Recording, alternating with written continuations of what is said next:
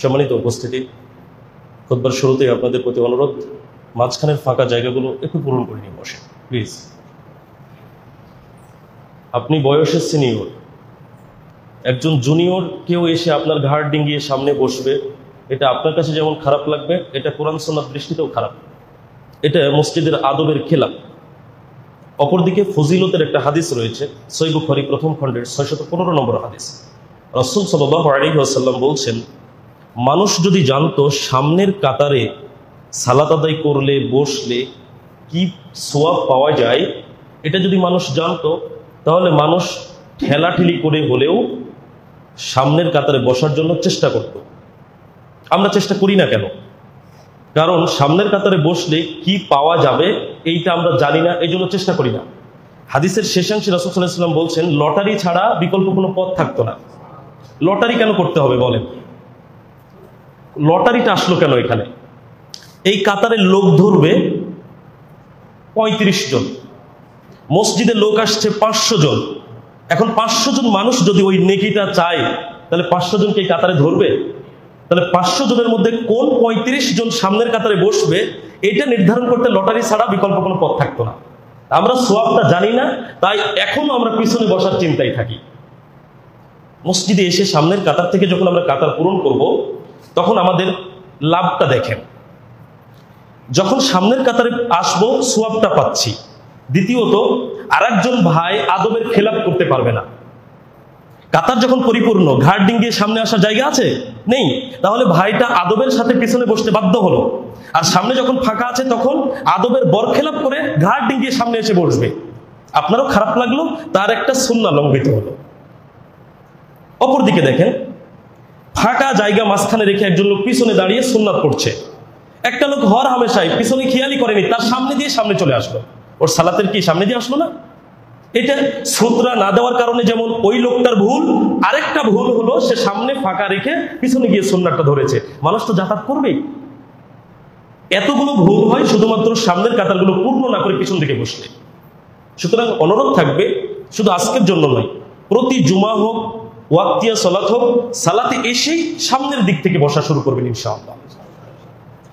আজকের জুমার খুতবায় সংক্ষিপ্ত আলোচনার বিষয়বস্তু, ইবাদতে অহংকার করার ভয়াবহ পরিণতি। মানুষ অহংকার নানাভাবে করতে পারে। সম্পদ নিয়ে অহংকার করতে পারে, চেহারা নিয়ে অহংকার করতে পারে, পদবি নিয়ে অহংকার করতে পারে, অনেক বিষয় নিয়ে মানুষ অহংকার করতে পারে। সব অহংকার নিয়ে আলোচনা করলে অনেক লম্বা আলোচনা, কিন্তু আলোচনার মূল বিষয় হবে আজকে ইবাদতের ক্ষেত্রে অহংকার, শুধু ইবাদতে অহংকার। এই বিষয়টা আজকে তুলে ধরবো ইনশাআল্লাহ। আল্লাহ সুবহানাহু ওয়া তাআলা মানুষকে কেন সৃষ্টি করলেন? সূরা যারিয়াতের 56 থেকে 57 নম্বর আয়াতে বলেছেন, ওয়ামা খলাকতুল জিন্না ওয়াল ইনসা ইল্লা লিয়াবুদুন। জিন ও মানুষকে সৃষ্টি করেছি এই জন্য যে তারা আমার ইবাদত করবে। তাহলে আল্লাহ সুবহানাহু ওয়া তাআলার একটি মহান উদ্দেশ্য হলো মানুষ সৃষ্টির পেছনে মানুষ আল্লাহর ইবাদত করবে। পরের আয়াতে আল্লাহ তাআলা বলছেন, মা উরিদু মিনহুম মির রিজক। আমি তাদের কাছে রিজিক চাই না, আমি তাদের কাছে রিজিক চাই না। ওমা উরিদু আইয়ুতিমুন। আমি তাদের কাছে চাই না যে তারা আমাকে খাদ্য খাওয়াবে। কে বলছেন? আল্লাহ তাআলা বলছেন। আল্লাহ তাআলা মানুষ এবং জিনকে সৃষ্টি করেছেন তার ইবাদতের জন্য। তিনি বলছেন যে আমি চাই না তারা আমাকে রিজিক দিবে, আমি এও চাই না যে তারা আমাকে খাদ্য খাওয়াবে। তিনি কি চান? তিনি ইবাদত চান। ইন্নাল্লাহা হুয়ার রাজ্জাকু যুল কুওয়াতিল মাতিন। নিশ্চয় আল্লাহই রিজিক দাতা, তিনি শক্তিধর পরাক্রমশালী। যিনি রিজিক দাতা তিনি কেন রিজিক চাইবেন? মানুষ আল্লাহকে ছাড়া চলতে পারে না, কিন্তু আল্লাহ সবকিছু ছাড়া চলতে পারেন। এটাই পার্থক্য স্রষ্টা এবং সৃষ্টির। আপনাকে আমাকে আল্লাহ সুবহানাহু ওয়া তাআলা একটা দায়িত্ব দিয়ে সমস্ত বিষয়ের দায়িত্ব তিনি নিয়েছেন। কি? আপনাকে সৃষ্টি করার দায়িত্ব আল্লাহ নিয়েছেন, বসবাস কিভাবে করবেন তার দায়িত্ব আল্লাহ নিয়েছেন, অক্সিজেন কোথা থেকে পাবেন তার দায়িত্ব আল্লাহ নিয়েছেন, রুজি কিভাবে আপনার আসবে আমার আসবে সেই দায়িত্ব আল্লাহ নিয়েছেন। সব কিছুর দায়িত্ব নিয়ে একটা দায়িত্ব দিয়েছেন, সেটা কি? আমার ইবাদত করো। তিনি সবকিছুর দায়িত্ব নিয়েছেন, আর একটা দায়িত্ব মানুষকে দিয়েছেন, সেটা কি? আল্লাহর ইবাদত করবে মানুষ। কেন ইবাদত করবো না বলেন তো? প্রতি মুহূর্তে আমরা আল্লাহর মুখাপেক্ষী, প্রতি মুহূর্তে। অক্সিজেনের প্রয়োজন, আল্লাহ যদি না দেন লাশ। রুজি যদি না পাই বেঁচে থাকতে পারবো না। আজই যদি হাত পা অচল হয়ে যায়, তার সাহায্য ছাড়া সুস্থ হতে পারবো না। সর্বদিক থেকে আমরা আল্লাহর প্রতি মুখাপেক্ষী, কিন্তু আল্লাহ কারো মুখাপেক্ষী নন। সূরা ইখলাসের 2 নম্বর আয়াত, আল্লাহুস সামাদ, আল্লাহ অমুখাপেক্ষী, কাউকে লাগে না তার জন্য, কিন্তু সমস্ত সৃষ্টি তাকে ছাড়া চলতে পারে না। তাহলে কেন আমরা ইবাদত করবো না তার? সম্মানিত উপস্থিতি,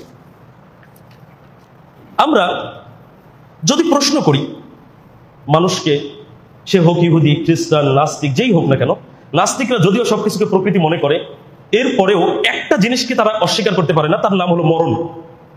মরণ পৃথিবীতে একমাত্র সত্য, যে সত্যের কথা আল্লাহ উল্লেখ করেছেন, এই একমাত্র সত্যকে কিন্তু নাস্তিকরাও অ্যাভয়েড করতে পারে না। স্টিফেন হকিংস পদার্থবিজ্ঞানী ছিলেন, তিনি বলেছিলেন আমার যে মরণ হবে এই ব্যাপারে আমি নিশ্চিত নই, তিনি কিন্তু চলে গেছেন। এইরকম সারা পৃথিবীতে যত বড় নাস্তিক হোক না কেন, একটা জায়গায় এসে সবাই একমত, মরণ থেকে বাঁচার সুযোগ নেই। মাইকেল জ্যাকসনের নাম আপনারা শুনেছেন? তার কথাটা কেন নিয়ে আসলাম? তিনি বেঁচে থাকতে চেয়েছিলেন পৃথিবীতে 150 বছর, 150 বছর পৃথিবীতে বেঁচে থাকতে চেয়েছিলেন। আর এই কারণে তিনি শুধু বসেই থাকেননি, 150 বছর পৃথিবীতে বেঁচে থাকার জন্য যা কিছু করা প্রয়োজন সবকিছু করেছিলেন। কি করেছিলেন? তার পরিচিত সবচেয়ে বড় বড় 12 জন ডাক্তারকে তিনি বাড়িতে রেখেছিলেন বেতন দিয়ে, যারা প্রতিদিন তার চুল থেকে পায়ের তালু পর্যন্ত পরীক্ষা নিরীক্ষা করে দেখতেন যে তার কোনো সমস্যা আছে কিনা। কারোর সাথে হ্যান্ডশেক করলে তার হাতে গ্লাভস থাকতো। এত যত্নের মধ্য দিয়ে তিনি জীবন কাটাতেন। টার্গেটটা কি? পৃথিবীতে বেঁচে থাকবো কত বছর? 150 বছর। মাত্র 50 বছর বয়সে তার মৃত্যু হয়েছে। তাহলে আমরা যে পৃথিবীতে আছি, একজন নাস্তিক যদি 1000 বছর, লক্ষ বছর বেঁচে থাকে, সর্বশেষ তার পরিণতি হলো মরণ। এই একটা জায়গায় অস্বীকার করতে পারে না। তাহলে এই মরণের মালিকও কিন্তু আল্লাহ। মরণকে স্বীকার করে, আল্লাহকে স্বীকার করে না। রুজিটা কোথা থেকে আসছে? প্রকৃতি থেকে আসছে, এটা মনে করছে। মরণের সাথে সাথে বুঝবে যে কি হচ্ছে। আমি এই জন্য বলে থাকি যে যারা আল্লাহকে অস্বীকার করে তাদেরকে আমি বলে থাকি যে যেই দিন মরণকে অস্বীকার করতে পারবেন সেই দিন সবকিছুকে অস্বীকার করেন। বুয়েটের একজন ছাত্রকে তার এক নাস্তিক বন্ধু এসে বলছে, তুমি কি এত ধর্মকর্ম করো, এই যে ইবাদত বন্দেগী করো, ধরে নাও তোমার মৃত্যুর পরে দেখলে আল্লাহও নেই, জান্নাত জাহান্নামও নেই, আখিরাত বলে কিছু নেই, তখন কি হবে? তখন ধার্মিক ছেলেটি তার নাস্তিক বন্ধুকে উত্তর দিচ্ছে এইভাবে, তুমি তো ভবিষ্যৎকে অবিশ্বাস করে ইবাদত বন্দেগী কিছুই করছো না, তোমার মৃত্যুর পরে হঠাৎ করে তুমি দেখছো আখিরাতও আছে, জান্নাত জাহান্নামও আছে, আল্লাহ আছে, তুমি কি করবে? কথাটা বুঝেন, তার উত্তরটা বুঝেন। আমি ইবাদত করছি একটা বিশ্বাস রেখে, যদি থাকে আমি বেঁচে যাব, কিন্তু তুমি যে অবিশ্বাস করে কিছুই করছো না, যদি থাকে তোমার কি হবে? ইবাদত বুঝেন। এখন আমরা পৃথিবীতে প্রতিটি বিষয় আল্লাহর উপরে নির্ভরশীল, প্রতিটি বিষয়, কিন্তু কেন, কোন অহংকারে আমরা আল্লাহর ইবাদত থেকে নিজেদেরকে দূরে রাখছি? কিসের অহংকার? কিছুই তো নয়। আচ্ছা, সারা পৃথিবীর সমস্ত মানুষ যদি জাহান্নামে চলে যায়, আল্লাহর কোনো ক্ষতি আছে? পৃথিবীর সমস্ত মানুষ যদি জান্নাতে চলে যায়, জান্নাতে থাকার জায়গার কমতি হবে? তাহলে আল্লাহর ইবাদত, আল্লাহর তো প্রয়োজন নেই। সবাই জান্নাতে গেলেও আল্লাহর জায়গার কমতি হচ্ছে না, সবাই জাহান্নামে গেলেও আল্লাহর কোনো ক্ষতি হচ্ছে না। তাহলে ইবাদতটা কেন করব? ইবাদত আমরা এই জন্য করব, ইবাদতটা আল্লাহ সুবহানাহু ওয়া তাআলা, যিনি সৃষ্টি করেছেন, যিনি রুজি দিচ্ছেন, যিনি বাঁচিয়ে রেখেছেন, অক্সিজেন দিচ্ছেন, তিনি আমাদেরকে হুকুম দিয়েছেন, আমি এত কিছু তোমাকে দিয়ে তোমার কাছে আমি ইবাদত চেয়েছি, তুমি ইবাদত করো। তাহলে আমরা ইবাদত করে আল্লাহর সন্তুষ্টি অর্জন করে উত্তপ্ত সেই আগুনে জাহান্নামের শাস্তি থেকে বেঁচে জান্নাতের সুখ শান্তি আমরা যেন পাই, সেই লক্ষ্যে আমরা আল্লাহর ইবাদত করব। তাহলে লাভটা কার? লাভটা হলো আমাদের। ইবাদতটা যদি না করি, ক্ষতিটা কার? আমাদের। এই জন্য আমরা ইবাদত করব, অন্য কোনো কারণে নয়। তাহলে আমি কেন আমার ক্ষতি করছি ইবাদত না করে, অহংকার পোষণ করে? সম্মানিত উপস্থিতি, মনে রাখতে হবে মানুষ কিন্তু ইবাদত মুক্ত নয়। হয় শয়তানের ইবাদত করে, আর তাছাড়া আল্লাহর ইবাদত করে। অর্থাৎ যেখানে মানুষ শয়তানের ইবাদত করে সেখানে সে আল্লাহর ইবাদত থেকে দূরে সরে যায়, আর যেখানে মানুষ আল্লাহর ইবাদত করে সেখানে সে শয়তানের ইবাদত থেকে দূরে সরে আসে। আল্লাহ সুবহানাহু ওয়া তাআলা এই জন্য বলেছেন সূরা ইয়াসিনের 60 নম্বর আয়াত, ইয়া বানি আদম আল্লাহ তা'বুদুশ শাইতান, হে আদম সন্তান, শয়তানের ইবাদত করো না। আল্লাহ নিষেধ করেছেন। শয়তানের ইবাদত কিভাবে হয়? সালাত আদায় করছে না একটা লোক, শয়তানের ইবাদত করছে।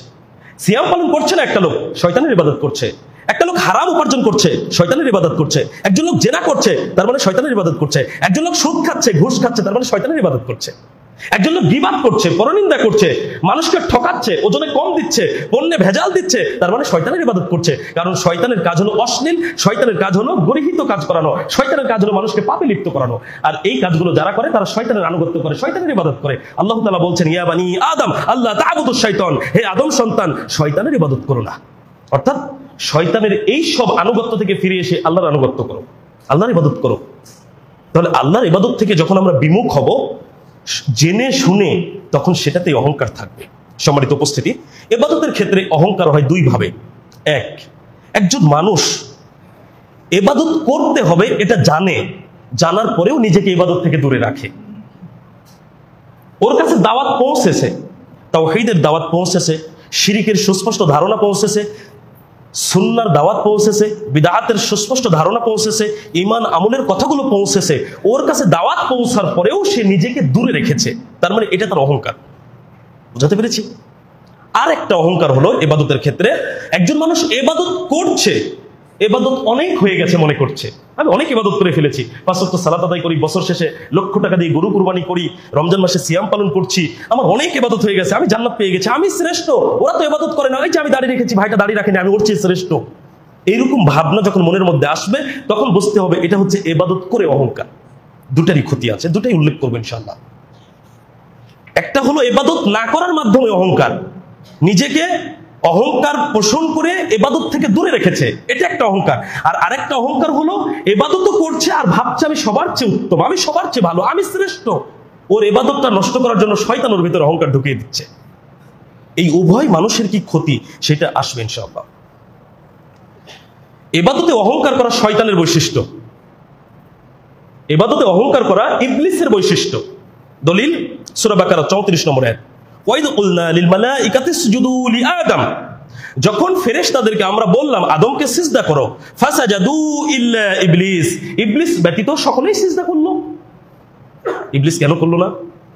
আয়াতের পরের অংশে বলা হচ্ছে আবা ওয়াস্তাকবার, সে অস্বীকার করলো, সিজদা করবে না, সে অস্বীকার করলো। ওয়াস্তাকবার, এবং সে অহংকার পোষণ করলো, অহংকার পোষণ করেছে, অহংকার করেছে। ফলে কি হলো? ওয়া কানা মিনাল কাফিরিন, সে কাফিরদের অন্তর্ভুক্ত হয়ে গেল। তাহলে আল্লাহ সুবহানাহু ওয়া তাআলা উল্লেখ করছেন যে আল্লাহর হুকুম যে সিজদা দেওয়ার বিষয়টি আসলো আদমকে, সেই সিজদাটা কেন সে করলো না? অহংকার পোষণ করে করলো না, অহংকারের কারণে সে অস্বীকার করলো। কি ছিল তার অহংকার? সূরা আরাফের 12 নম্বর আয়াত আল্লাহ সুবহানাহু ওয়া তাআলা বলছেন, ক্বালা মা মানাআকা আল্লা তাসজুদা ইদ আমারতুকা, তিনি বললেন কিসে তোমাকে বাধা দিল, কিসে তোমাকে আটকে রাখলো সিজদা দেওয়া হতে, যেখানে আমি তোমাকে সিজদার আদেশ দিলাম? কে দিয়েছেন সিজদার আদেশ? আল্লাহ দিয়েছেন। তাহলে আল্লাহ সুবহানাহু ওয়া তাআলা সিজদার আদেশ দেওয়ার পরে ইবলিসকে কি এমন জিনিস ছিল ওর ভেতরে যেটা তাকে বাধাগ্রস্ত করলো আল্লাহর হুকুম মানতে? আল্লাহ বলছেন তাকে, ইবলিস কি বললো? ক্বালা, ইবলিস বলল আনা খায়রুম মিনহু, আমি তার চেয়ে উত্তম, আমি তার চেয়ে কি উত্তম। খলাকতানি মিন নার, তুমি আমাকে সৃষ্টি করেছো আগুন থেকে, ওয়া খলাকতাহু মিন তিন, আর তাকে তুমি সৃষ্টি করেছো মাটি থেকে। তার মানে আদম আলাইহিস সালামকে মাটি থেকে সৃষ্টি করা হয়েছে আর তাকে আগুন থেকে সৃষ্টি করা হয়েছে। তো তুলনামূলকভাবে মাটির চেয়ে আগুন উত্তম, পাওয়ার বেশি, এর চেয়ে ওটা বড়। সেই দৃষ্টিকোণ থেকে নিজেকে সে উত্তম মনে করেছে, বড় মনে করে নিয়েছে। আর এই অহংকারের কারণেই তার ভিতরে ইতস্তত বোধ এসেছে যে আমি কেন তাকে সিজদা করব। এই অহংকারের কারণেই সে কাফেরদের অন্তর্ভুক্ত হলো। তাহলে আল্লাহর হুকুম মানা থেকে, আল্লাহর বিধান মানা থেকে তাকে দূরে রাখলো কোন জিনিসটা? অহংকার। সম্মানিত উপস্থিতি, কয়টা সিজদা করতে বলা হয়েছিল? সিজদা কয়টা ছিল? একটা সিজদা ছিল।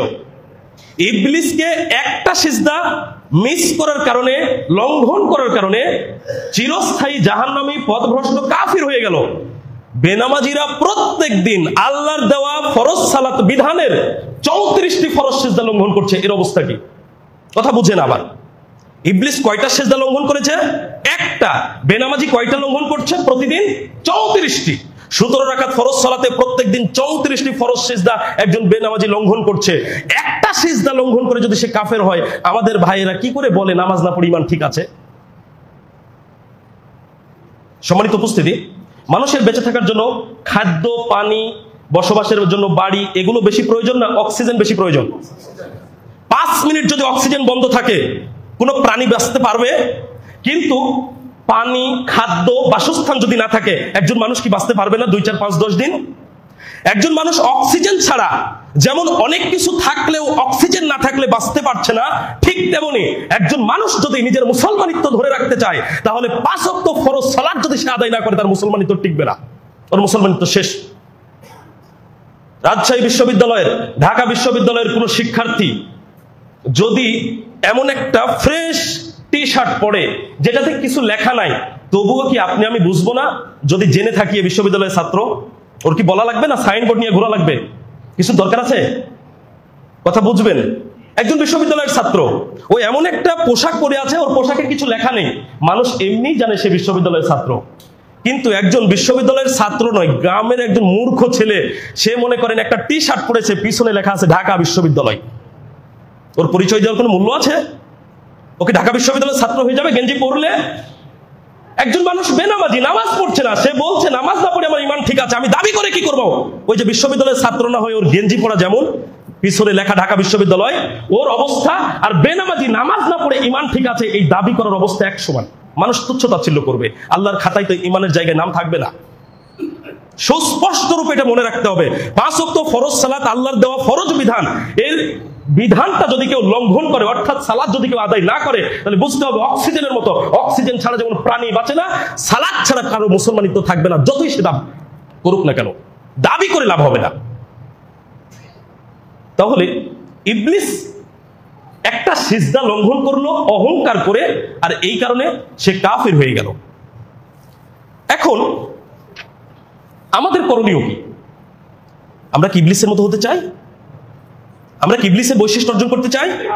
তাহলে যে ইবলিস অহংকার করে আল্লাহর হুকুম লঙ্ঘন করেছে, আমরা কোন অহংকারে আল্লাহর ইবাদত থেকে দূরে থাকছি? ঘটনা তো একই ঘটছে।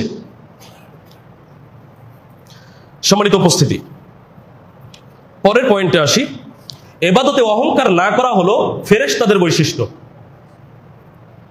ইবাদতে অহংকার করা ইবলিসের বৈশিষ্ট্য, অহংকার না করা বিপরীতে ফেরেশতাদের বৈশিষ্ট্য। আল্লাহ সুবহানাহু ওয়া তাআলা সূরা আল-আরাফ 206 নম্বর আয়াতে বলেছেন, ইন্নাল্লাযীনা ইনদা রাব্বিকা, নিশ্চয় যারা আপনার রবের নিকটে রয়েছে, লা ইস্তাকবিরুনা আন ইবাদাতিহি, তারা তার ইবাদতে অহংকার করে না। তারা তার ইবাদতে অহংকার করে না। কি করে তারা? ওয়ায়ুসাব্বিহুনাহু, তারা তার তাসবিহ পাঠ করে, ওয়া লাহু ইয়াসজুদুন, আর তার জন্য সিজদা করে।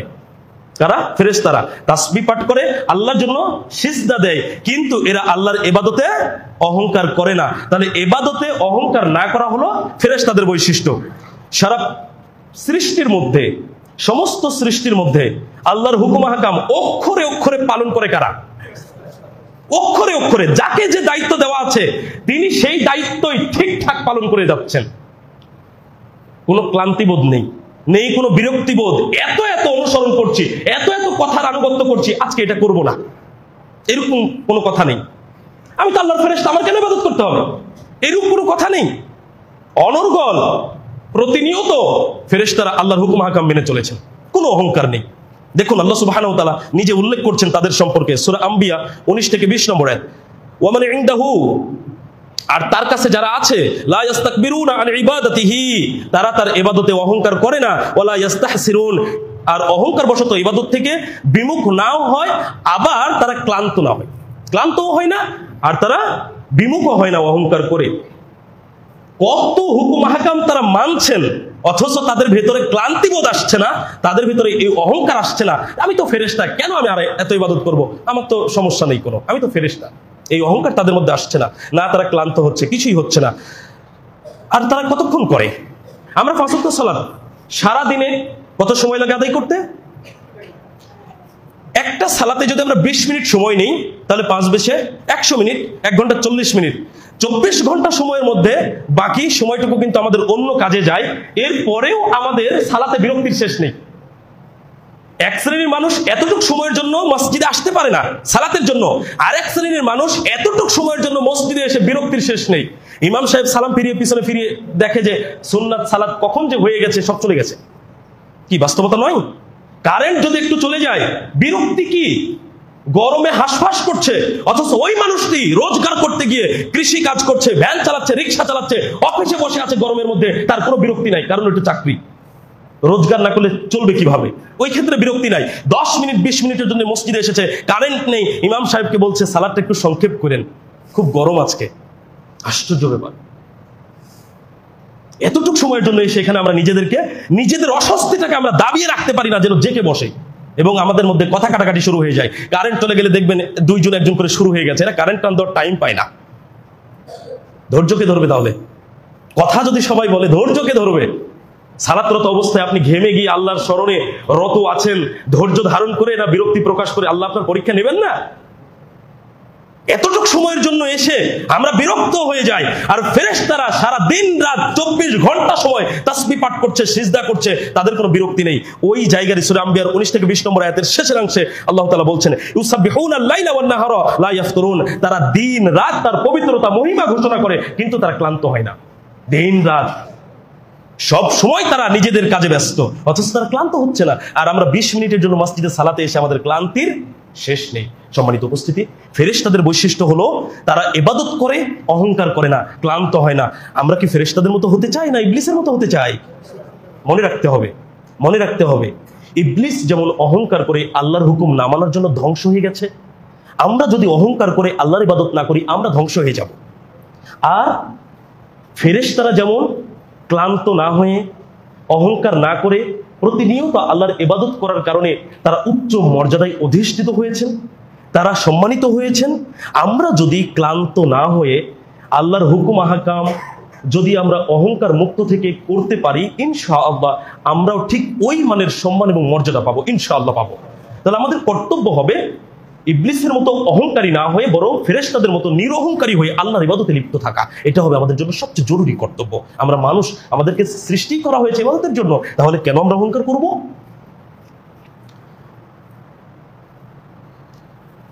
এরপরের পয়েন্ট হলো, মানুষদের মধ্যে আল্লাহর হুকুম আহকাম মানতে গিয়ে নিরহংকারী হওয়ার বৈশিষ্ট্য হলো নবী রাসূল আলাইহিস সালামগণের বৈশিষ্ট্য। পৃথিবীতে যত নবী রাসূল আলাইহিস সালামগণ এসেছেন তারা কিন্তু আল্লাহর হুকুম আহকাম মেনেছেন, যা হুকুম করা হয়েছে তাই। কখনো কোনো আলেমের মুখে শুনেছেন যে কোনো একজন নবী বলেছেন আমি তো আল্লাহর নবী, এত এত ইবাদত করি, আজকে এটা ছেড়ে দিই? ক্লান্তি প্রকাশ করেছেন? কোন আয়াত হাদিস শুনেছেন এত হুকুম হাকাম মানি, আজকের এটা না মানলে তো কোনো সমস্যা নেই, আমি তো নবী, এরকম কোন আয়াত হাদিস শুনেছেন? শোনেননি। বরং বিপরীতটা আছে। বিপরীতটা কি? আল্লাহর হুকুম মানতে গিয়ে তারা কতটা প্রচেষ্টা চালিয়েছেন তার দলিল আছে। ক্লান্ত হওয়ার দলিল নেই, অহংকারী হওয়ার দলিল নেই যে আমি আল্লাহর নবী, আমার সমস্যা নাই তো, তাহলে আমি কেন ইবাদত করবো, এত অল্পই করি। দেখুন একটা হাদিস পেশ করছি, সহিহ বুখারী 4837 নম্বর হাদিস। রাসূল সাল্লাল্লাহু আলাইহি ওয়াসাল্লাম রাতে যখন তাহাজ্জুদের সালাত আদায় করতেন, দীর্ঘ সময় ধরে দাঁড়িয়ে থাকার কারণে পা ফুলে যেত। একদিন আয়েশা রাদিয়াল্লাহু আনহা তাকে বলছেন, কদ গফারাল্লাহু লাকা মা তাকদ্দামা মিন যামবিকা ওয়া মা তাআখারা। হে আল্লাহর রাসূল সাল্লাল্লাহু আলাইহি ওয়াসাল্লাম, আল্লাহ তো আপনার আগের এবং পিছের সমস্ত পাপ মাফ করে দিয়েছেন, আপনি তো কষ্ট কেন করেন? সামনে পিছনে যার পাপ নেই তার রাজ্যে তো কষ্ট করার দরকার আছে? স্বাভাবিক না? আমাদের মধ্যে কেউ এরকম করলে তো আমরা প্রশ্ন করবো। আমাদের মধ্যে যদি অনেক সম্পদশালী হয় কেউ, বসে থেকে খেলে সে 500 বছর এমনি চলে যাবে, সে যদি পরিশ্রম করে আমরা বলবো না ধর আপনার এত সম্পদ আছে, বসে বসে খেলে 500 বছর চলে যাবে, আপনি কেন পরিশ্রম করছেন? বলবো না? স্বাভাবিক নয় কি? আয়েশা রাদিয়াল্লাহু আনহা বলছেন আপনার সামনে পিছনে সমস্ত পাপ মাফ, আপনি কেন এত কষ্ট করছেন? রাসূল সাল্লাল্লাহু আলাইহি ওয়াসাল্লাম বলছেন, আফালা উহিব্বু আন আকুনা আবদান শাকুরা, আমি কি পছন্দ করব না আল্লাহর কৃতজ্ঞ বান্দাদের অন্তর্ভুক্ত হতে? যারা আল্লাহর কৃতজ্ঞ বান্দা, যারা শুকরিয়া আদায়কারী বান্দা, আমি কি এটা পছন্দ করব না যে আমি শুকরিয়া আদায়কারী বান্দার একজন হব? যারা কৃতজ্ঞ বান্দা তাদের অন্তর্ভুক্ত হব, এটাকে আমি চাইবো না? এটাকে আমি পছন্দ করব না? একজন নবী, শুধু কি নবী, সর্বশেষ মহামানব, কিয়ামতের দিন আল্লাহ সুবহানাহু ওয়া তাআলা যাকে সুপারিশ করার অর্ডার দিবেন, যাকে অনুমতি দিবেন, এমন একজন মহামানব যার কোনো চরিত্রে ঘাটতি নাই, যার আমলে ঘাটতি নাই, তিনি আমলের উপর আমল করছেন কেন? কৃতজ্ঞ বান্দাদের অন্তর্ভুক্ত হওয়ার জন্য। আর আমাদের কি অবস্থা? এখনই যদি আমাদেরকে জিজ্ঞেস করি, আমরা একে অপরকে, কেউ আছি ভাই এখানে পাপ মুক্ত? আমরা কেউ পাপ মুক্ত নয়। পাপ মুক্ত বলবো কিভাবে বলেন? নবী করিম সাল্লাল্লাহু আলাইহি ওয়াসাল্লাম তো নিজেই বলে গেছেন যে আদম সন্তান মাত্রই পাপী, আর উত্তম পাপীকে যে পাপ করার পরে তওবা করে ক্ষমা চায়। তাহলে আদম সন্তান মাত্রই পাপী, আমাদের পাপ আছে, আমাদের পাপ আছে। তাহলে আমরা নিষ্পাপ নই, এরপরেও কেন ইবাদত থেকে দূরে অহংকার করে আমরা মুহাম্মদ সাল্লাল্লাহু আলাইহি সাল্লামের আল্লাহর শুকরিয়া আদায়কারী বান্দার অন্তর্ভুক্ত হতে মন চাচ্ছে, আমরা কি শুকরিয়া আদায় করে সব শেষ করে ফেলেছি? আমরা যে মানের নিয়ামত ভক্ষণ করছি সেই মানের ইবাদত কি করতে পেরেছি? করোনা ভাইরাসের একটা সময় চলে গেল, 1 সিলিন্ডার অক্সিজেন মানুষ হন্যে হয়ে খুঁজে খুঁজে পায়নি। মা মারা গেছে, বাবা মারা গেছে, ভাই মারা গেছে, বোন মারা গেছে 1 সিলিন্ডার অক্সিজেন জন্য। সারা পৃথিবীর বর্তমান সময়ে 34 কোটি 734 কোটি 90 লক্ষ মানুষ সারা পৃথিবীতে এই মুহূর্তে বাস করছে। প্রাণী কত আছে? এতগুলো প্রাণী, এত মানুষকে আল্লাহ সুবহানাহু ওয়া তাআলা প্রতিনিয়ত অক্সিজেন দিয়ে যাচ্ছেন। আল্লাহ সুবহানাহু ওয়া তাআলার এই একটা নিয়ামতের শুকরিয়া আদায় করে পুরানো কি সম্ভব? কিসের এত অহংকার আমাদের? কিসের? এখনই একটা লোক যদি প্যারালাইজড হয়ে যায়, মুখের সাউন্ড শেষ, স্ট্রোক করার মাধ্যমে মুখটা বাঁকা হয়ে যাচ্ছে, হাত আর চলে না, হাঁটতে পারে না, চলতে পারে না, ভাত তুলে খাওয়াতে হয়, ভাতটা চাবাতেও পারে না। কিসের এত অহংকার আমাদের? একটু যদি পেট খারাপ হয় আমরা গ্রাম্য ডাক্তার না দেখিয়ে বড় ডাক্তারের কাছে চলে যাই। কিসের এত অহংকার? কাকে অহংকার দেখাই আমরা? আশ্চর্য ব্যাপার। মানুষ বড় আশ্চর্য মানব, আশ্চর্য এক প্রাণী মানুষ। সম্মানিত উপস্থিতি, তাহলে আমাদের কি উচিত নয় সমস্ত অহংকার মুক্ত হয়ে ফেরেশতাদের মতো আল্লাহর ইবাদতে মশগুল থাকবো? আচ্ছা, সব ইবাদত কি করতে হয়? সব ইবাদত কি করতে হয়? একজন ভাইয়ের উপরে হজ ফরজ নয়, অর্থ সম্পদ নাই, ওকে কি হজ করতে হবে? একজন ভাইয়ের নেশাব পরিমাণ সম্পদ হয়নি, ওকে কি যাকাত দিতে হবে? কিন্তু 5 ওয়াক্ত ফরজ সালাত এটা তো সবার উপরে প্রযোজ্য। হজ বছরে একবার, যাকাত বছরে একবার, রমজান বছরে একবার, কত ইবাদত আছে বছরে একবার, কোন কোন ইবাদত জীবনে একবার। অথচ সালাত এমন একটা ইবাদত যেটা প্রতিদিন 5 বার। অন্তত ফরজ সালাতটা ঠিক রাখেন ভাই, অন্তত ফরজ সালাতটা ঠিক রাখেন। একটা ইবাদত যদি ঠিক রাখতে পারেন ইনশাআল্লাহ অনেকগুলো ইবাদতকে ঠিক রাখা সম্ভব। একটা ফরজ সালাত যদি একটা লোক ঠিকঠাক আদায় করে, দেখেন কত ইবাদত তার হয়। ওযু করতে হবে, তাহলে ওযু একটা ইবাদত, ওযু একটা ইবাদত। পায়ে হেঁটে মসজিদে আসতে হবে, এখানে নেকি আছে, এটা একটা ইবাদত। মসজিদে ঢোকার একটা দোয়া আছে, দোয়াটা পড়া একটা ইবাদত। মসজিদ থেকে বের হবে তার একটা দোয়া আছে, এটা একটা ইবাদত। দেখেন ইবাদতগুলো বুঝেন, একটা ইবাদত ঠিক রাখলে কতগুলো ইবাদত হয়ে যাচ্ছে তার সাথে সম্পৃক্ত। আপনি সালাত আদায় করছেন মানে সালাতের মধ্যে আল্লাহর প্রশংসা করছেন, এটা একটা গুরুত্বপূর্ণ কাজ। সালাতের মধ্যে আপনি আল্লাহর নিকটে দোয়া করছেন, এটা একটা বড় ইবাদত। কত একটা ইবাদতের সাথে সম্পৃক্ত ইবাদত এগুলো। তাহলে একটা ইবাদত অন্তত অহংকার মুক্ত হয়ে করি, বাকি ইবাদতগুলো ইনশাআল্লাহ ধীরে ধীরে শুরু হয়ে যাবে। কিন্তু ইবাদতের মূল যে ইবাদতটা অর্থাৎ সালাত, এটাই যখন আমার ঠিক নাই তখন বাকি ইবাদত তো আমার আসবে না সহজে। সম্মানিত উপস্থিতি, আমি বলছিলাম যে নিরহংকারী হয়ে ইবাদতে লিপ্ত থাকা, ইবাদত করা হলো নবী রাসূলদের বৈশিষ্ট্য। সুতরাং মুহাম্মদ সাল্লাল্লাহু আলাইহি সাল্লামের উম্মত হিসেবে আমাদেরও কর্তব্য হবে নিরহংকারী হয়ে তার মতো ইবাদত করা। এটা হলো আমাদের কর্তব্য।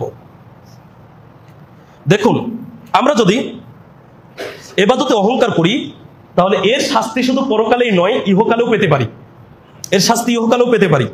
আপনারা বিভিন্ন সময় ইন্টারনেটে দেখেছেন অহংকার বশত অনেক ইহুদি খ্রিস্টান নাস্তিকরা কোরআনকে লাথি মেরে দিয়েছে, পা অকেজো হয়ে গেছে। কেউ বা মুখে কোরআনকে এমন ভাবে অবমাননা করেছে যে তার মুখটা বাঁকা হয়ে গেছে। কেউ বা হাত দ্বারা কোরআনে আগুন লাগিয়ে দিয়েছে, তার হাতটাই অকেজো হয়ে গেছে। এগুলো কিন্তু দুনিয়াবী শাস্তি, কারণ অহংকার বশত তারা আল্লাহর বিধানকে লঙ্ঘন করেছে। আমি হাদিস থেকে একটা দলিল পেশ করব যে একজন মানুষ যদি অহংকার করে আল্লাহর বিধান অমান্য করে তাহলে শুধু আখিরাত নয় দুনিয়াতেও শাস্তি হতে পারে। সহিহ মুসলিম 5160 নম্বর হাদিস, রাসূল সাল্লাল্লাহু আলাইহি ওয়াসাল্লাম বলছেন, ইযা আকালা আহাদুকুম ফালিয়াকুল বিয়ামিনি, যখন তোমাদের কেউ কিছু খায় তখন যেন ডান হাতে খায়। তাহলে খাওয়ার বিধান কোন হাতে? ডান হাতে। এটা হলো ইবাদত। ওয়া ইযা শারিবা ফালিয়াশরাব বিয়ামিনি, যখন তোমাদের কেউ কিছু পান করে তখন যেন সে ডান হাতে পান করে। তাহলে ডান হাতে খাওয়া, ডান হাতে পান করা, এটা কি? ইবাদত। এটা ইবাদত। হাদিসের পরের অংশে বলা হচ্ছে ফা ইন্না শাইতানা ইয়াকুলু বিশিমালিহি ওয়া ইয়াশরাবু বিশিমালিহি, শয়তান বাম হাতে খায়, বাম হাতে পান করে। তাহলে বাম হাতে খাওয়া পান করা কার কাজ? শয়তানের কাজ। আমরা যদি বাম হাতে খাইও পান করি তাহলে শয়তানের ইবাদত হয়ে যাবে, আর ডান হাতে খেলে পান করলে আল্লাহর ইবাদত হবে। তাহলে ডান হাতে খাওয়া পান করা এটা হলো আমাদের জন্য নির্দেশ। দেখুন এবার কি হলো এক ব্যক্তির। সহিহ মুসলিম 5163 নম্বর হাদিস, আন্না রাজুলান আকালা ইনদা রাসূলিল্লাহি সাল্লাল্লাহু আলাইহি ওয়াসাল্লাম বিশিমালি, এক লোক রাসূল সাল্লাল্লাহু আলাইহি ওয়াসাল্লামের নিকটে বাম হাতে কিছু খাচ্ছিলেন। কোন হাতে? বাম হাতে। রাসূল সাল্লাল্লাহু আলাইহি ওয়াসাল্লাম বললেন, কুল বিয়ামিনিকা, তুমি ডান হাতে খাও। তুমি ডাইন হাতে খাও। লোকটি বলছে লা আস্তাতিউ, আমি পারবো না, আমি পারবো না। সামনাসামনি কিন্তু কথা হচ্ছে কার সাথে? মুহাম্মদ সাল্লাল্লাহু আলাইহি ওয়াসাল্লামের সাথে। কোন রাষ্ট্রের প্রধানমন্ত্রী, প্রেসিডেন্ট, কোন এমপির সামনে যদি মুখের উপরে আপনি না বোধক কোনো কিছু বলেন, কেমন লাগতে পারে? কেমন লাগতে পারে? আমাদের কাছে তারা একটি ভয়ের পাত্র না? মানে তাদেরকে তো আমরা একটু কিছুটা হলে ভয় পাই, সম্মান করি, মর্যাদা দিয়ে চলার চেষ্টা করি। তো এমপি, মন্ত্রী অথবা প্রধানমন্ত্রী, প্রেসিডেন্ট, কেউ আমাকে বা আপনাকে একটা কথা বলার মুখের উপরে নাকচ করে দিলাম, বিষয়টা কেমন হতে পারে? বিষয়টা কি গুরুতর না? এবং এটা একটা অপরাধ, তাই নয় কি? মুহাম্মদ সাল্লাল্লাহু আলাইহি সাল্লাম বিশ্ব বরেণ্য একজন ব্যক্তিত্ব, যাকে আল্লাহ সুবহানাহু ওয়া তাআলা সর্বশেষ রাসূল হিসেবে প্রেরণ করেছেন, তিনি বলছেন কুল বিয়ামিনিকা, তুমি ডান হাতে খাও। লোকটি কি বলছেন? আস্তাতি, আমি পারবো না, আমি পারবো না। মুখের উপরে কথা বলা, মুখের উপরে বলছে আমি পারবো না। রাসূল সাল্লাল্লাহু আলাইহি সাল্লাম বলছেন লাস্তা তোয়াতা, তুমি যেন নাই পারো, তুমি যেন নাই পারো। ও বলেছে আমি পারবো না, তার মানে আপনি ডান হাতে খেতে বলছেন, আমি ডান হাতে খাবো না। বিষয়টা এরকম। ঠিক আছে, তুমি যেন নাই পারো, কি হলো? মা মানাহু ইল্লাল কিবর, হাদিসে বলা হচ্ছে ওর অহংকার তাকে এই বিধান মানা থেকে বিরত রেখেছে। ওর ভেতরে একটা অহংকার ছিল, বাম হাতে খায়, এটা তার অহংকারের কারণে খায়। মুহাম্মদ সাল্লাল্লাহু আলাইহি ওয়াসাল্লাম ডান হাতে খেতে বলেছেন, ওর অহংকার ওকে বাধা দিয়েছে, না তোমার ডান হাতে খাওয়ার দরকার নেই, তুমি বাম হাতেই খাও। ওর অহংকার ওকে এই বিধান মানতে নিষেধ করেছে, বাধা প্রদান করেছে। কি হলো? হাদিসের রাবী বলছেন ফামা রাফাআহা ইলা ফিহি, এই দিনের পর থেকে মৃত্যু পর্যন্ত এই ব্যক্তি তার ডান হাত আর মুখ পর্যন্ত নিয়ে যেতে পারেনি। তার মানে ও সারা জীবন ভর বাম হাতেই খেয়েছে। দুনিয়াতেই শাস্তি পেয়ে গেল লোকটা। কেন? সে অহংকার বশত আল্লাহর দেওয়া বিধান থেকে নিজেকে মুখ ফিরিয়ে নিয়েছে। আল্লাহর দেওয়া বিধানকে সে তাৎক্ষণিক লঙ্ঘন করেছে। আল্লাহ দুনিয়ায় তাকে শাস্তি দিয়ে দিলেন যে তার ডান হাত সে মুখ পর্যন্ত উঠাতে পারলো না। একজন সুস্থ মানুষ হঠাৎ করে দেখবেন যদি অসুস্থ হয়ে গিয়ে হাতটা নড়াতে পারছে না, তার কষ্টটা তাকে জিজ্ঞেস করে দেখেন। এই লোকটা সুস্থ মানুষ, হাত পা চলতো, একটা হুকুম লঙ্ঘনের কারণে হাতটা আর মুখ পর্যন্ত উঠছে না। ওর কষ্ট মৃত্যু পর্যন্ত কেমন কষ্ট হয়েছে সামনাসামনি দেখা হলে হয়তো জিজ্ঞেস করে জেনে নিতে পারতাম। এটাই বাস্তবতা। মানুষ যদি অহংকার করে, আল্লাহর ইবাদত লঙ্ঘন করে, আল্লাহর ইবাদত থেকে নিজেকে দূরে রাখে, তাহলে এই শাস্তি শুধু পরকালে নয়, ইহকালেও পেতে পারে। এই হাদিসটা তার দলিল। সম্মানিত উপস্থিতি,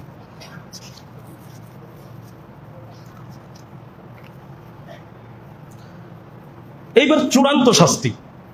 এবাদতে যদি কেউ অহংকার করে, এই বৈশিষ্ট্য হলো জাহান্নামীদের বৈশিষ্ট্য। এবার চূড়ান্ত জায়গা, মানে সর্বশেষ ফলাফলের জায়গা। সূরা মুমিন, যার আরেকটা নাম হলো সূরা গাফির, 60 নম্বর আয়াতে আল্লাহ তাআলা বলছেন ইন্নাল্লাযীনা, নিশ্চয় যারা ইস্তাকবিরুনা আন ইবাদাতি, আমার ইবাদতে অহংকার করে, নিশ্চয় যারা আমার ইবাদতে অহংকার করে, সায়াদখুলুনা জাহান্নামা দাখিরিন, অচিরেই লাঞ্ছিত অবস্থায় তারা জাহান্নামে প্রবেশ করবে। আবার বানানো কথা নয়, হাদিসেরও কথা নয়, যে হাদিস জাল হতে পারে, জয়ীফ হতে পারে, কোরআনের ডাইরেক্ট আয়াত। আল্লাহ তাআলা বলছেন নিশ্চয় যারা আমার ইবাদতে অহংকার করে তারা লাঞ্ছিত অবস্থায় জাহান্নামে প্রবেশ করবে। আমাদের তো কিছু বলার নেই। কে আটকাবে? কে আপনাকে সাহায্য করবে? কে আমাকে সাহায্য করবে? আমি কি আপনাকে সাহায্য করতে পারি? আপনি কি আমাকে সাহায্য করতে পারবেন? বাঁচার কোনো সুযোগ নেই। সূরা আবাসার 34 থেকে 36 নম্বর আয়াতে আল্লাহ তাআলা বলেছেন যে কিয়ামতের দিন ভাই ভাইকে রেখে পালাবে, মা বাবা, স্ত্রী, স্বামী সবাই একে অপরকে রেখে পালাবে। কেন পালাবে তারা? কে কাকে সাহায্য করবে? সুযোগ নাই তো, নিজের চিন্তা নিয়ে ব্যস্ত সবাই সেখানে। আজকে যদি আল্লাহর ইবাদতে অহংকার করি, তাহলে সেই দিন লাঞ্ছিত অবস্থায় জাহান্নামে প্রবেশ করব। বাপ দাদা আর যাই থাকুক না কেন, সেই দিন সাহায্য করার মতো কেউ থাকবে না। ইয়াউমা ইয়াফিরুল মারউ মিন আখিহি ওয়া উম্মিহি ওয়া আবিহি ওয়া সাহিবাতিহি ওয়া বানি, থাকবে না কেউ। ভাইয়ের কথা আল্লাহ উল্লেখ করছেন। ব্যাখ্যা অনেক ভাবে হতে পারে। দুনিয়ায় ভাই বিপদে পড়লে সর্বপ্রথম কে এগিয়ে আসে? ভাই এগিয়ে আসে। কিয়ামতের দিন ভাই আগে দৌড়া পালাবে, ও আগে দৌড়ে পালাবে। আপনাকে সাহায্য কে করবে? আমাকে কে সাহায্য করবে বলেন? তাহলে নিজের জন্য নিজের পথটা বেছে নিতে হবে না? তাহলে আজকে যদি ইবাদতে অহংকার করে সেই দিন লাঞ্ছিত অবস্থায় জাহান্নামে প্রবেশ করি, সেই দিন বাঁচাবে কে? আর আল্লাহ সুবহানাহু ওয়া তাআলা তো জাহান্নামে দিয়ে দিবেন, কারণ তিনি শাস্তি ঘোষণা করেছেন। তার ওয়াদা সত্য, তিনি ওয়াদার খেলাপ করেন না। মানে ইবাদতে অহংকার করব আর তিনি আমাদেরকে জাহান্নামে না দিয়ে জান্নাতে দিয়ে দিবেন, তাহলে তো তিনি যেটা বলেছেন তার খেলাপ হয়ে গেল।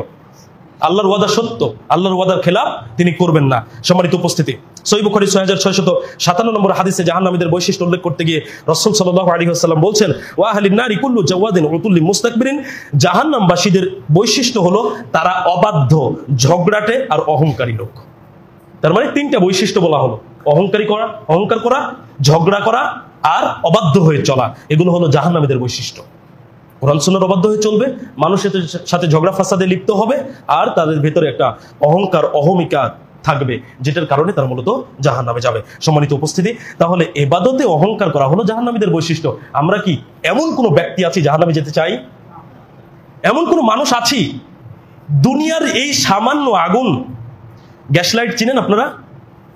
আমরা তো এটাকে গ্যাস লাইট বলি, ছোট যে লাইটটা, সামান্য একটু সেকা লাগলে কি করি আমরা? এতটুকু আগুনের একটু সেক লাগলে আমাদের কি অবস্থা হয়? আমরা মলম দেওয়ার জন্য দৌড়াদৌড়ি শুরু করি। জাহান্নামের আগুন কত উত্তপ্ত এই আগুনের চাইতে। সেই আগুন, এই আগুনেই যদি আমাদের এই অবস্থা হয়, ওই আগুনে আমাদের কি অবস্থা হবে? তাহলে ওখানে কি আমরা কেউ যেতে চাই? কেউই যেতে চাই না। তাহলে কেন আমরা ইবাদতে অহংকার করব? অহংকার মুক্ত থেকে মূলত আল্লাহর ইবাদত বন্দেগী করে আল্লাহর সন্তুষ্টি অর্জনের জন্য সর্বোচ্চ চেষ্টা করতে হবে। সম্মানিত উপস্থিতি, দেখুন, মানুষ নিরহংকারী হলে আল্লাহর হুকুম যেখানে যেভাবে আছে সেভাবে মেনে চলার চেষ্টা করবে। আর মানুষ যদি অহংকারী হয়, আল্লাহর হুকুম জেনেও মানবে না। পার্থক্য। একজন লোককে আপনি বলছেন যে এই কাজটা বিদআত, লোকটা সমাজের প্রভাবশালী, আপনি সাধারণ মানুষ, ওই লোকটা আপনার কাছ থেকে বিদআতের বিষয়টা সুস্পষ্ট জেনেও ওই বিদআতি আমলটা সে ছাড়লো না, তার মানে ও ইবাদতের ক্ষেত্রে আপনাকে মেনে নিতে পারেনি। সমাজে তার চেয়ে তো আপনার মূল্যায়ন কম। এটা হলো তার ভিতরের অহংকার। তাহলে এই অহংকার তাকে একটা ইবাদত থেকে দূরে রাখলো, অর্থাৎ বিদআতে লিপ্ত রাখলো। এইরকম নিরহংকারী মানুষ হলে কি করবে? ছোট মানুষ বলল না সমাজের প্রভাব প্রতিপত্তিওয়ালা কোনো লোক বলল, এটা তার কাছে বড় বিষয় নয়। প্রমাণ সহ বলেছে এই কাজটা শিরিক, এই কাজটা বিদআত, এটা ঠিক নয়, এটা ঠিক, এটা ব্যাঠিক, এটা ঠিক, ওইটা শুনেই মেনে নিবে। আর এতেই সফলতা ব্যর্থতা নির্ভর করছে। সহিহ মুসলিম প্রথম খণ্ডের 147 নম্বর হাদিস। দেখুন হাদিসের বর্ণনা, ইবলিস কি করে। বনি আদম যখন সিজদার আয়াত তেলাওয়াত করে সিজদা দেয়, কোরআনে তেলাওয়াতে সিজদার আয়াত আছে না? আমরা কিন্তু আয়াত শেষ হলে সিজদা দিই, তার মানে ওখানে সিজদার নির্দেশ আছে, এই জন্য আমরা সিজদা দিই। তো যখন আমরা তেলাওয়াতে আয়াত শেষ করে সিজদা দিই, তখন শয়তান কাঁদতে কাঁদতে দূরে সরে যায়। শয়তান কাঁদতে কাঁদতে দূরে সরে গিয়ে বলে, হায় দুর্ভাগ্য, আদম সন্তানকে সিজদার নির্দেশ দেওয়া হলো, আদম সন্তান নির্দেশ পালন করে সিজদা দিল, ফলে তার জন্য জান্নাত। কার জন্য? আদম সন্তানের জন্য। নির্দেশ পেয়েছে সিজদা দাও, আদম সন্তান সিজদা দিল, তাই তার জন্য জান্নাত। কেন? ও নির্দেশ পাওয়ার সাথে সাথে আমল করেছে। এইবার নিজের ব্যাপারে বলছে, মুসলিম শরীফের হাদিস বলছি, ও উমিরতু বিসসুজুদি, আর আমাকে সিজদার নির্দেশ দেওয়া হলো, ফাআবাইতু ফালিয়ান্নার, আমি অস্বীকার করলাম, ফলে আমার জন্য জাহান্নাম। দেখেন অহংকারী আর নিরহংকারীর অবস্থা। ও অহংকার করে সিজদা করেনি, নির্দেশ মানেনি, এই জন্য ওর জন্য যে জাহান্নাম সে নিজেই তা স্বীকার করছে। আর আদম সন্তানকে সিজদার নির্দেশ দেওয়া হলো, আদম সন্তান সিজদা করলো, ফলে তার জন্য জান্নাত। তাহলে নিরহংকারী মানুষ নিশ্চিন্তে নির্দ্বিধায় আল্লাহর নির্দেশগুলো মেনে নেয়, আর অহংকারী মানুষ অহংকার করে আল্লাহর ইবাদত থেকে নিজেকে দূরে রাখে, অমুখাপেক্ষী ভাবে নিজেকে, অথচ সে মুখাপেক্ষী, আল্লাহর দয়া ছাড়া সে চলতে পারে না। সম্মানিত উপস্থিতি, তাহলে আমাদের কর্তব্য হবে নিরহংকারী মানুষ হয়ে আল্লাহর ইবাদতে মশগুল থাকা। আজকের বক্তব্যের সর্বশেষ পয়েন্ট, সবচেয়ে জরুরি গুরুত্বপূর্ণ পয়েন্ট ইবাদতকারীদের জন্য। ইবাদত করে যারা অহংকার করে তাদের অবস্থা কি? সালাত আদায় করছি, কোরবানি করছি, রমজান মাসে সিয়াম পালন করছি, মানুষের সাথে ভালো ব্যবহার করছি, হয়তো তাহাজ্জুদও পড়ি, হজও করেছি, উমরাও করছি, এরপরে ভেতরে অহংকার চলে এসেছে, আমাদের অবস্থা কি হতে পারে? অত্যন্ত জরুরি একটি বিষয়। শায়েখ মুহাম্মদ বিন সালেহ আল উসাইমিন রাহিমাহুল্লাহ আলাইহি বলছেন, যে ব্যক্তি কোন মুসলিম ব্যক্তিকে বলে কাফির, মানে ও নিজে আমল করে আর আমলের কারণে তার ভিতরে অহংকার চলে এসেছে, অন্য মুসলিম ভাইয়ের আমল একটু কম হওয়ার কারণে তাকে কাফির বলছে, তাহলে এর দুটি ক্ষতি। মুহাম্মদ বিন সালেহ আল উসাইমিন রাহিমাহুল্লাহ আলাইহি বলছেন, এর দুটি ক্ষতি। এক, ইবাদত করে অহংকার আসার কারণে এর ইবাদতটা নষ্ট হয়ে যাবে, আর দুই, অহংকার আসার কারণে লোকটা জাহান্নামে চলে যাবে। দলিল কি? দলিল হলো রাসূল সাল্লাল্লাহু আলাইহি ওয়াসাল্লামের সেই হাদিসটি, যেটা হাদিসে কুদসি। অহংকার হলো আল্লাহর চাদর আর বড়ত্ব হলো আল্লাহর পোশাক। এই দুইটির কোনো একটি যদি মানুষ গ্রহণ করে, আল্লাহ তাআলা তাকে জাহান্নামে প্রবেশ করাবেন। এই দলিল তিনি পেশ করে বলছেন, ইবাদত করে যদি কেউ অহংকার পোষণ করে, ইবাদতও ধ্বংস হবে, সে জাহান্নামে চলে যাবে। ফাতোয়া আরকানুল ইসলাম 67 নম্বর প্রশ্নের উত্তরে এই কথাটি উল্লেখ আছে। এইবার ডাইরেক্ট হাদিস থেকে দলিল নিই আমরা। ইবাদত কিভাবে নষ্ট হয়? ইবাদত করে অহংকার করলে কত বড় ক্ষতি, আজকে এই হাদিসটা সবাই মুখস্থ করে যাবো ইনশাআল্লাহ। খুব সাবধান। আমি অবাক হয়ে যাই, আমাদের দিনী ভাইদের মধ্যে এত সমস্যা এই বিষয়টা নিয়ে। আমরা একে অপরকে তুচ্ছ তাচ্ছিল্য করি, আমরা একে অপরের আমলকে ছোট করে দেখি, একে অপরকে আমরা কাফের ফতোয়া দিই। এখন তো কিছু কিছু বক্তা আছে, বক্তৃতায় উঠলে যেন কাফের শব্দের ফ্যাক্টরি নিয়ে বসে যায়। এ কাফের, ও কাফের, ও কাফের, শুধু কাফের ফতোয়া দিয়ে যাচ্ছে। এই হাদিসটা আজকে শুনে যান, নাম্বার মুখস্থ করে যান। সুনান আবু দাউদ 4821 নম্বর হাদিস, ইসলামিক ফাউন্ডেশন প্রকাশনা। রাসূল সাল্লাল্লাহু আলাইহি ওয়াসাল্লাম বলছেন, বনি ইসরাইলের মধ্যে দুইজন ব্যক্তি ছিল, ইবাদত এবং গুনাহের ক্ষেত্রে দুইজনই সমান। মানে একজন যেই মানের ইবাদত করত, আর একজন সেই মানের খালি গুনাহই করত। মানে দুইজন দুই দিকে সমান। একদিন গুনাহগার ব্যক্তি একটা গুনাহে লিপ্ত, তখন ইবাদতকারী ব্যক্তি বলছে, তুমি গুনাহ থেকে উঠে এসো, গুনাহ করো না, তুমি গুনাহ থেকে নিজেকে মুক্ত করো। তখন বলছে, তুমি আমাকে আমার রবের হাতে সুপর্দ করে দাও। গুনাহগার লোকটি বলছে, তুমি আমাকে আমার রবের হাতে ছেড়ে দাও, আমাকে তদারকি করার দায়িত্ব কি তোমাকে দেওয়া হয়েছে? বুঝেন গুনাহগার লোকটার কথা, বুঝেন। লোকটি দুটি কথা বলেছে, তুমি আমাকে আমার রবের হাতে ছেড়ে দাও, আমাকে দেখার দায়িত্ব, তদারকি করার দায়িত্ব কি তোমাকে দেওয়া হয়েছে? এই কথা যখন বলল লোকটি যখন এই কথা বলল, তখন ইবাদতকারী লোকটি বলছে, আল্লাহর শপথ, আল্লাহ তোমাকে কখনো ক্ষমা করবে না। দেখেন কথার ভাবধারা বুঝেন দুইজনার। ইবাদতকারী লোকটি বলছে, আল্লাহ তোমাকে কখনোই ক্ষমা করবে না, কথাটা বলার পূর্বে বলেছে আল্লাহর শপথ। এইবার কি হলো? রাসূল সাল্লাল্লাহু আলাইহি ওয়াসাল্লাম বলছেন, দুইজনই মারা গেল। আল্লাহ তাআলার নিকটে দুইজনের রূহকে পেশ করা হলো। এইবার আল্লাহ তাআলা ইবাদতকারীর রূহকে প্রশ্ন করছেন, তুমি কি আমার অবস্থান সম্পর্কে জানতে, নাকি তুমি আমার উপরে কর্তৃত্বশীল ছিলে? কথার অর্থ কি? মানে আমি লোকটিকে ক্ষমা করব কি করব না, এটা কি তুমি জানতে, নাকি তুমি আমার উপরে কর্তৃত্বশীল ছিলে যে তুমি আমাকে জোর করে তাকে ক্ষমা করাবে অথবা শাস্তি দেওয়াবে? কোনোটাই কি সম্ভব? জোর করে তাকে ক্ষমা করানো সম্ভব নয়, শাস্তি দেওয়ানো সম্ভব নয়, কর্তৃত্বশীল নয় আমরা তার উপরে। তাহলে এটা তো আল্লাহর আত্মমর্যাদার বিষয়, এটা তো তাওহীদের বিষয়। এই লোকটি কি বলেছে? আল্লাহর শপথ, আল্লাহ তোমাকে ক্ষমা করবে না। বুঝেন বিষয়টা। আল্লাহ তাআলা তার এই কথার প্রেক্ষিতে সর্বশেষ যে কাজটি তিনি করবেন সেটি হলো, ওই যে গুনাহগার ব্যক্তি তাকে আল্লাহ সুবহানাহু ওয়া তাআলার রহমতে জান্নাতে প্রবেশ করানো হবে, আর ইবাদতকারী ব্যক্তির ব্যাপারে নির্দেশ দেওয়া হবে, ওকে জাহান্নামে নিয়ে যাও। ইবাদতকারী কোথায় গেল? জাহান্নামে। আমি আবারও নাম্বার সহ বলছি, সুনান আবু দাউদ, ইসলামিক ফাউন্ডেশন প্রকাশনা, সহিহ সনদে বর্ণিত হয়েছে 4821 নম্বর হাদিস। দেখুন, লোকটি ইবাদত করেছে। আবু হুরায়রা রাদিয়াল্লাহু আনহু এই হাদিসের শেষাংশে বলছেন যে এই লোকটি অহংকারী হয়ে গিয়েছিল তার নিজের আমল হওয়ার কারণে। নিজের আমল অনেক হয়ে গেছে, এই কারণে অহংকার করে ওই লোকটা গুনাহগার, তাই তাকে কাফের বলছে বা তাকে ছোট মনে করছে, অথবা তাকে আল্লাহ ক্ষমা করবে না, এই ধরনের কথা বলেছে। ফলে তার ইহকালও বিনষ্ট হলো, পরকালও ধ্বংস হয়ে গেল। সম্মানিত উপস্থিতি, তাহলে ইবাদত আমরা যে যতটুকু করি না কেন, ওইটা যেন আমাদের ভিতরে অহংকার নিয়ে না আসে। খুব সাবধান। কুরবানি দেন আপনি বড় দেখে, আপনার টাকা আছে আপনি কুরবানি দিবেন, সমস্যা নাই, আল্লাহ সন্তুষ্টির জন্য দিবেন, ভিতরে যেন অহংকার না আসে, কাউকে যেন ছোট মনে না হয়। আমি এত বড় কুরবানি দিলাম, এই গ্রামের মধ্যে তো আমার চেয়ে বড় কুরবানি আর কেউ দেয়নি, তাহলে ইবাদতটা নষ্ট হয়ে যাবে। কখনো যদি মনে হয় আমি এত এত করছি, লোকটা তো কিছুই করে না, তার মানে এই লোকটা জান্নাত পাবে না, জান্নাত শুধু আমি পাবো, এইরূপটা যেন অনুভূতি না আসে। যদি আসে, ইবাদত তো ধ্বংস হবে হবে। হাদিস থেকে বুঝতে পারলাম পরিশেষে জাহান্নামেও যেতে হবে। সুতরাং আমাদের কর্তব্য হবে সর্বদিক থেকে অহংকার মুক্ত হয়ে আল্লাহর ইবাদতে মশগুল থাকা। আল্লাহ সুবহানাহু ওয়া তাআলা আমাদেরকে কবুল করুন, তার ইবাদতের জন্য নিরহংকারী হয়ে যেন ইবাদত করে তার সন্তুষ্টি অর্জন করতে পারি। আল্লাহ যেন আমাদেরকে সেই তৌফিক দান করেন, আল্লাহুম্মা আমিন।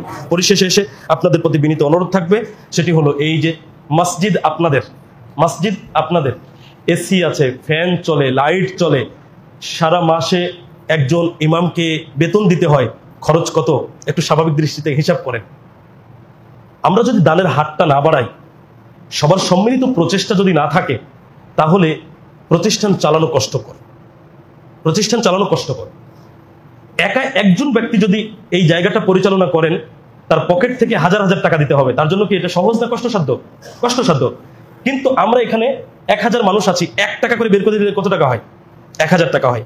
রাসূল সাল্লাল্লাহু আলাইহি ওয়াসাল্লাম বলছেন, মা নাকাসাত সাদাকাতুম মিন মাল, সাদকা করলে সম্পদ কমে না। আপনি যেটা এখানে দিবেন সেটাই কিন্তু আপনার জন্য আখিরাতে থেকে যাবে। রাসূল সাল্লাল্লাহু আলাইহি ওয়াসাল্লাম বলছেন, কোন মানুষ যদি হালাল উপার্জন থেকে একটা খেজুর সমপরিমাণ কিছু যদি দান করে, আল্লাহ তাআলা সেটা ডান হাতে গ্রহণ করে লালন পালন করেন। ঠিক ঘোড়ার মালিক যেমন ঘোড়ার বাচ্চাকে লালন পালন করে অনেক বড় করে, আল্লাহ সুবহানাহু ওয়া তাআলা ওই হালাল দানটাকে ডান হাতে গ্রহণ করে লালন পালন করেন। একটা সময় ওই ছোট দানটা পাহাড় সমপরিমাণ হয়ে যায়। আপনি আমি কেন দান করব না? খুতবার সময় শেষ হয়ে গেছে, আপনাদেরকে উৎসাহিত করার জন্য একটা হাদিস পেশ করে যাব। কিছু মনে করবেন না, আমি আপনাদের কাছে প্রথম এসেছি সুদূর রাজশাহী থেকে, অনেক দূরের রাস্তা, একটু কথা বলে যাই। একটা হাদিস দানের উপরে। এক জায়গায়, ফাঁকা একটা জায়গায় এক ব্যক্তির কানে শব্দ ভেসে আসলো, অমুক ব্যক্তির জমিতে বৃষ্টি বর্ষণ করো। পূর্ববর্তী জাতিদের মধ্যে, অর্থাৎ বনী ইসরাঈলদের মধ্যেকার একটি ঘটনা রাসূল সাল্লাল্লাহু আলাইহি ওয়াসাল্লাম এইভাবে বর্ণনা করছেন। তখন এই লোকটি চিন্তা করছে, কে এমন মহান ব্যক্তি আসমানে যার জন্য নির্দেশ হচ্ছে যে তার জমিতে বৃষ্টি বর্ষণ করো। তখন লোকটি সামনের দিকে এগিয়ে যাওয়া শুরু করেছে। মেঘ যে এলাকায় একটা জায়গায় বৃষ্টি হচ্ছে, আপনারা ড্রেন বুঝেন তো, ড্রেন, নালা। একটা জমিতে পানি যাওয়ার জন্য অনেকগুলো নালা থাকে বিভিন্ন জায়গায় জমিতে পানি যাওয়ার জন্য। যারা কৃষি কাজ করে তারা এই বিষয়গুলো ভালো জানে। তো বৃষ্টি যেখানে পড়ছে, একটা ড্রেন, একটা নালা দিয়ে পানি যাচ্ছে, আর কিছু দূর গিয়ে এই লোকটা দেখলো যে একজন লোক কোদাল দিয়ে পানি কেটে তার জমিতে নিচ্ছে। এইবার লোকটা জিজ্ঞেস করছে, ভাই আপনার নাম কি? তো আমার নাম অমুক। বলছে, আরে এই তো সেই নাম, একটু আগে যেই নাম আমি শুনতে পেলাম, যে নাম ধরে বলা হচ্ছে অমুকের জমিতে বৃষ্টি বর্ষণ করো, এ তো সেই নাম। আপনি কি এমন আমল করেন ভাই, কি এমন কাজ করেন যে আপনার জমিতে বৃষ্টি বর্ষণের জন্য আসমানে নির্দেশ হচ্ছে? তখন ওই জমিওয়ালা বলছে যে আমি এই জমিতে যে ফসল হয় তার 3 ভাগ করি। কয় ভাগ? 3 ভাগ। প্রথম ভাগ আমি আল্লাহর রাস্তায় দান করে দিই। প্রথম ভাগ কি করি? আল্লাহর রাস্তায় দান করে দিই। দ্বিতীয় ভাগ আমি আমার পরিবার পরিজন নিয়ে খরচ করি, অর্থাৎ আমার পরিবারে ব্যয় হয়। আর 3 নম্বর ভাগটা পুনরায় এই জমিতে ফসল ফলানোর জন্য ব্যবহার করি। হাদিসটা বোঝার চেষ্টা করবেন। লোকটা এই কথা বললো না যে আমি 3 ভাগ করে 1 ভাগ আগে খাই, আর 1 ভাগ জমিতে লাগাই, তারপরের ভাগ আমি আল্লাহর রাস্তায় দান করি। লোকটা কি বলেছে? প্রথম ভাগটা আমি আল্লাহর রাস্তায় দান করি। আসমানে তাই তো অর্ডার হচ্ছে তার জন্য তার জমিতে বৃষ্টি বর্ষণ করো। দানের হাতটা প্রসারিত করবেন ইনশাআল্লাহ। প্রতিনিয়ত দান করবেন। as-সাদকাতু বুরহানুন, সদকা হচ্ছে দলিল। কিয়ামতের দিন দলিল হিসেবে কাজ করবে। আমি জান্নাতে যাব, আমি আমার দলিল আছে। কি দলিল? আমি দান করেছি, এটা দলিল, আমি জান্নাতে যাব। আল্লাহকে বলতে পারবো আমরা। তাহলে কেন দান করব না? 1 টাকা দান করেন। রাসূল সাল্লাল্লাহু আলাইহি সাল্লাম বলেন, ইত্তাকুন নার ওয়া বিশিক্কি তামরাতিন। 1 টুকরা খেজুর দান করে হলো জাহান্নাম থেকে বাঁচো। 1 টুকরা খেজুরের কথা কেন আসলো? কেন বলা হলো না 10 কেজি খেজুর, 50 কেজি খেজুর, 1 মণ খেজুর? কেন বলা হলো না? মানে সামর্থ্যে কারো অল্প হতে পারে, ওই অল্পই দান করে জাহান্নাম থেকে বাঁচার চেষ্টা করতে হবে। আপনি 1 টাকা দান করেন, হালাল টাকা আপনার 1 টাকা কবুল হবে। সুদের টাকায় কোটি টাকা দান করলে কবুল হবে না। লাভ কি? আপনি 1 টাকা দান করেন আল্লাহর উপরে ভরসা করে, হালাল টাকা দান করেন, 10 টাকা হালাল টাকা দান করেন, ইনশাআল্লাহ ওইটাই আপনি পাবেন পরকালে বড় আকারে। আর হারাম পয়সা যদি কোটি টাকা দান করেন, ওতে কোনো লাভ হবে না। আল্লাহ সুবহানাহু ওয়া তাআলা আমাদেরকে যাবতীয় ইবাদতের ক্ষেত্রে অহংকার মুক্ত হওয়ার তৌফিক দান করুন, আল্লাহুম্মা আমিন। আর আমি পরিশেষে যে কথাগুলো বললাম, এই কথার একটাই কারণ, মসজিদের খরচ বহন করা অনেক কষ্টসাধ্য হয়ে যাচ্ছে। প্রতিটি জায়গায় যেন দানের হাতটা আমাদের শর্ট হয়ে গেছে। প্রতিটি জায়গায় পীরের আখড়া হলে দান অনেক আসতো, মানত আসতো, অনেক কিছু আসতো। তা আমাদের তো পীরের আখড়া না। আহলে হাদিস ভাইরা সচরাচর দানের হাতটা সব জায়গায় করতে হয়, এই জন্য এক জায়গায় বেশি করবে এটা হয়ে ওঠে না। কারণ আমাদের প্রতিষ্ঠান অনেক, সব জায়গায় আমাদেরকে হেল্প করতে হয়। কেন্দ্রীয় প্রতিষ্ঠান, বড় মাদ্রাসা, ছোট মাদ্রাসা, নতুন প্রতিষ্ঠান হচ্ছে, নতুন মসজিদ হচ্ছে, সব জায়গায় দান করতে হচ্ছে। তো আমরা একটু একটু করেই সব জায়গায় দিয়ে সব জায়গাকে আমরা হেল্প করবো ইনশাআল্লাহ। আল্লাহ সুবহানাহু ওয়া তাআলা আমাদেরকে যাবতীয় ইবাদতের ক্ষেত্রে কবুল করুন, আল্লাহুম্মা আমিন। আকুলু কওলি হাযা আস্তাগফিরুল্লাহ লি ওয়া লাকুম ওয়া লিসাইরিল মুসলিমিন।